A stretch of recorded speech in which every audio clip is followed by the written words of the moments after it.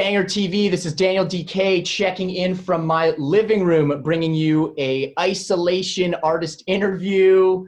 This is the way we got to do it these days. Today, I'm chatting with Nick DiSalvo. He is the guitarist, vocalist, and musical mastermind behind a band I love, Elder from Boston. Super heavy, psyche, proggy, melodic. Check them out if you haven't. Stop this interview right now and check them out, and then come back and join us.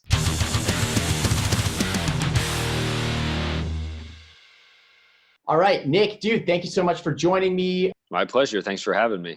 No worries, bro. Right off the bat, I just want to acknowledge that Banger is a metal channel, and we typically deal in thrash, death, and black. But it's 100% worth note that in 2017, Elder appeared on numerous of our staff Album of the Year lists, and we're often not focused on those types of music. So I just want to let you know that you got a lot of fans over here at Banger TV. Awesome. Yeah. I mean, it's, there's something for everybody with our records, hopefully. Hell yeah. Even the metalheads. Hell yeah. That's what music's all about, man. Music for the people. My first exposure to the band was Deadroot Stirring. And dude, I'm telling you, as soon as I heard the click of that standby switch, I knew that I was going to be in love with the band. I love little details like that. How did you get that idea to do the like distinct amp turning on? And did people mention that a lot to you, or am I just a weirdo for liking that? No, I mean, you are. That's kind of a weirdo thing to mention. I love that you mentioned that because it does come up every once in a while. And I remember specifically having this conversation with the guys in the studio. I don't remember, maybe once we had finished the record, just like, it'd be fucking cool, have the record start with just the sound of the mic'd up amp flipping on. And not many people are going to get that, or I assume not, because, it's like one of these kind of big metal switches hanging off the 70s amp from the standby thing. You can really hear the amp powering up. It's just like, it's a cool way to let people know it's going to kick off. But I didn't think, it was kind of like an inside joke for musicians, So we're here, of course, today talking about your new record, Omens. I've really enjoyed listening to the band evolve over the years, from the earlier stuff being very monotone and darker sounding to this more emphatic vocal style and the complex songwriting of the recent releases. Can you tell me a little bit about the matured and melodic sound that I'm hearing on this new record, and whether or not it's a natural progression or something that you really set out to do and grow upon? Yeah, I'm always pretty bad about giving answers about how we progress, because to me everything felt very natural. We never really set a goal sound-wise for ourselves when we're making a new record, and it's clear that we want to make every record sound markedly different from the ones before it, just because we like to keep exploring. We don't want to make the same song twice. When we're writing music, I think the main thing that's on our minds is just, do we like what we're doing? Does this sound good? Is this pleasing to us? And I guess it goes to show that our musical tastes are kind of, I don't know, I hate to say getting softer on a metal channel, because that'll probably piss off a lot of our fans, but maybe that's the truth. When I pick up a guitar and I go to write some music, it just starts coming out a different way year to year. And that's how we ended up where we're at now, because just kind of the music we're into is quite different than the music we were listening to back in the day. Mm-hmm. While the music has, I don't think softer, let's ditch that word, more melodic, and there's more layers, there's more flavors. I think the music's really evolved in an awesome way. I don't think it's gotten softer. I would yeah, well, I mean, I guess heavy. Yeah, our music is definitely still heavy, but I think our musical interest, when we recorded Deadroot Stirring, it's just on a steady diet for the most part of stoner rock and doom and rock, and Sabbath, that kind of shit. That was just all we were listening to, and you hear that in the result very clearly. Nowadays, you hear an Elder record like Omens, I think it's clear that we come from a heavy rock background, but you can tell that there's a lot of other influences. There's a lot going through our ears nowadays that's different than that too. And I guess that's what the softer comes in. But we're still definitely a heavy band for sure.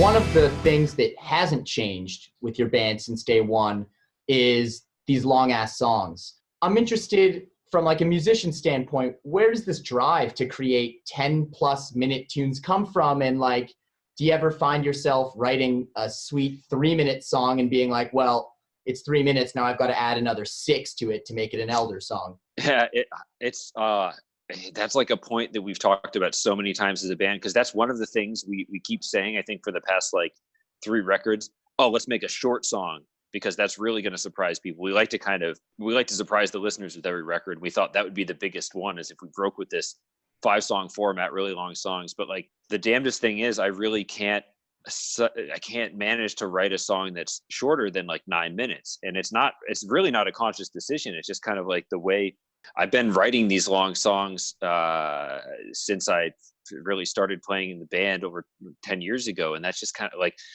I feel like the ideas, they don't really have a chance to come to fruition. They don't bloom unless you give them the space to bloom. And so if there was a song that ever felt finished at the 5-minute mark, that would be fine. No problem with that. But it's really not a conscious choice. I've never had the feeling that an Elder song was finished when it was only, 4 or 5 minutes long. And I guess somewhere in the back of my head, it plays into us being a band that tries to do things on kind of an epic scope, and having longer songs. They definitely challenge the listener a little bit more, but you can do more with them. And I think for me, it's almost easier to write longer songs. You have, if you know what you're doing and you have a structure and you have a leitmotif, you already know that you can reference that several times in the song in different ways, keep coming back to it. And it's just a different way of writing songs, I think, that's just kind of become the way we do things. Well, let's talk about being a musician a little bit. Drums, guitar, bass, vocals, programming. Seems like you're a one-stop shop for basically everything. Are you the predominant songwriter for the band, or is it more collaborative? And let's talk about the recording process and writing process, specifically about this record, but also maybe how it compares to past efforts. Well, I am the principal songwriter for the band for sure, and it's become kind of increasingly my brainchild over the past, since Lore came out 2015. A lot of that just had to do with the fact that when we started the band, we were teenagers, all like living in the same area, playing together all the time. And that kind of just like, our 20s took us in a lot of different directions where we weren't physically living anywhere near each other, but still wanted to continue the band. So we started doing things more independently. And I just kind of picked up the reins on the songwriting a lot harder. And that's kind of how I ended up being the predominant songwriter by the time that Lore came out, that I had written, all the songs for the band, same for Reflections, same for the new record. But I guess Reflections was the record I probably wrote the most just by myself. And in the studio, we had some live sessions where we just jammed for a while. Whereas Omens, I'm now based in Germany, and our second guitarist ended up coming over here too, or just staying after a tour. And so we had a chance to actually be near each other for a songwriting process for the first time since Dead Root Stirring, really, and work on a lot of parts together and flesh out some ideas that normally would have just been, me alone in my home studio, which is just an apartment with a bunch of recording gear assembled, and that's how I've been writing songs for the past couple of years, really. And now we're moving back towards a more collaborative thing, which is cool, because we finally have some band members again assembling in the same geographic area. And I feel like it's a new era for the band. Again, we're going to get back to a more organic way of doing things somehow. I hope, at least. I know that growing up, you moved around the States a whole bunch. Come 18, you're already traveling alone to spend time in Europe. It's pretty interesting upbringing and travel history. Do you feel that those experiences impacted you positively, negatively, maybe just overall how that traveling and moving around so much impacted you as a person and a musician? I mean, I think the one biggest thing that it shaped me as a person was travel. There's no doubt about it. I always had this bug. I think it's because my family moved around a lot when I was young. Also, I'm impressed at your research there, I gotta say. And we landed in New England, which is a very old blood kind of place. Not a lot of people pride themselves on counting, how many generations back their roots go.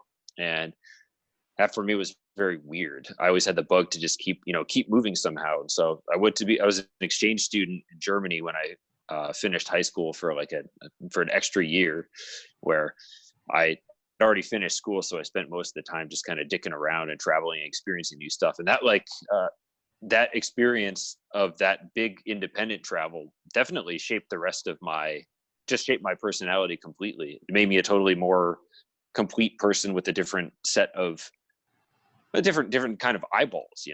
If you grow up in America and then you live somewhere else for a while and you start traveling around, I think you see things a certain way growing up in one country. You might be forced to challenge those views very quickly if you spend some time in any other country.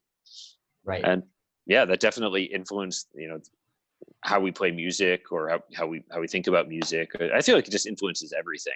In 2013, you guys do Roadburn, obviously live record, and you go on your first European tour.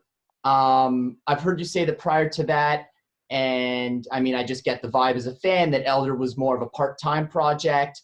But after that experience and into Lore, it seems like things really start to pick up. What happened during that period, and when did you really decide to change your approach or goals with Elder? We all started the band as a hobby, like when we were teenagers, so like 17, and put out Dead Root Stirring, our second record, when we were around 20 or something. And it was just a hobby. We were going to college. We were pursuing university degrees. We were trying to get educated and prepare ourselves for life. It wasn't like we didn't start this band and think we're going to just do this. I don't know. I guess I grew up in a pretty white collar household where the expectation was always like, yeah, get an education and do something, find a profession. And only once we finished, us three, either finished a degree or had broken off from university, did we meet together and talk about our future as a band, where we decided, what are we doing here? Are we it's kind of all or nothing, because it doesn't make sense to do this weekend warrior tours. It doesn't make sense to fucking, use the summer vacation or whatever. That's just stupid. You're not going to get anywhere. And we all decided, yeah, of course, music is the one thing that we really want to do. And that's why things picked up, because that was when we had nothing else going. We just decided, okay, we're going to work the dead end jobs and get enough money to go on the next tour and just do that as much as we possibly can. And that snowballed. That seemed to work somehow for us. People listened enough where we could keep doing that pretty consistently for the next couple of years. I'd like to close on something a little more perhaps philosophical. It's something I've heard you say in the past about the most difficult decision you ever had to make. And it was to make that break and follow your heart and dreams versus letting other people's expectations dictate what you do with your life. Can you elaborate on that a bit and, leave some advice from your heart for, other creative individuals that are chasing the dream? I'm not, I want to make it clear, I don't feel like I'm some sort of success story or something, but I've had several times in my life where I felt the weight of people's expectations in a big life decision moment, where this happens a lot of times, where people think, oh, I'd love to, but, I really should be doing this. I'd love to, take my life savings and travel for a year, but I really should be building my career. I think especially now, the present situation we're in makes it more clear than ever before that our time is fucking limited. We don't know what's around the corner. And the only key to leading a fulfilled life is to just fucking, do what you want to do. At least give it a go. And the tough decision, seems dumb, follow your heart kind of decision. But I feel like if you don't listen to what you want to do, as opposed to what you think you should do, what society tells you should do, what anyone else tells you is the right path for you, you're never going to, you're probably going to go to the grave wishing you had done the other way. So especially if you play in a band, fucking go for it, man. There's nothing else to do. Dude, my absolute pleasure. Nick, thank you so much for joining me. All the best, and take care, brother. Soon. Yeah, you too. Bye. Thank you.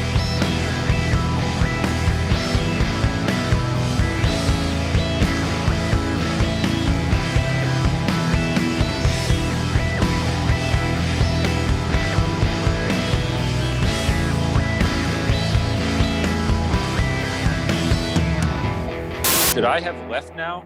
Yeah, I think you could just click Okay. click the fuck off button. Cheers, bro. Thanks, guys. Have a good one.